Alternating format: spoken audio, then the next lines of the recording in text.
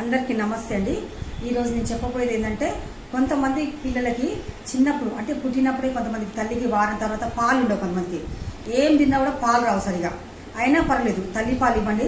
Doctor గారు కొన్నిసార్లు లాక్టోజిన్ number 1 అని రాస్తారు. దాన్ని ఎలా డైల్యూట్ చేయాలో కూడా చెప్తారు. కానీ కొంతమంది వినరు సరిగా.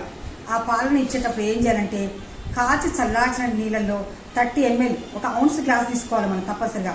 30 ml నీళ్ళల్లో తలకొట్టి 1 స్పూన్ వేయాలి. అందులోనే స్పూన్ వస్తుంది లాక్టోజిన్లో.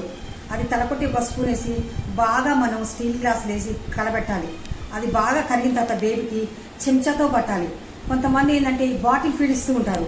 అలాంటి బాటిల్ ఫీడ్ అస్సలు ఇవ్వద్దండి. ఎందుకంటే బాటిల్ మనం సరిగా కలగనప్పుడు దాంట్లో ఫంగస్ చేరి బేబీకి డయేరియా, వాంతులు, ఫీవరు, సెప్సిస్ వచ్చి చాలా ప్రమాదం జరిగే అవకాశం ఉంది. కాబట్టి డాక్టర్ సలహాలను పాటించి తప్పనిసరిగా స్పూన్తోనే పాలు తాగించండి. పాలు తాగిన తర్వాత తప్పనిసరిగా తేనుకు వచ్చేంత వరకు 30 నిమిషాల వరకు భుజం మీద వేసుకొని బాగా జోకట్టి బర్పింగ్ తీయండి. బేబీ తేనుకు తీసిన తర్వాత పడుకోబెట్టండి. ఒక సైడ్కి తిప్పి పడుకోబెట్టాలండి. Thank you. Please like, share, subscribe.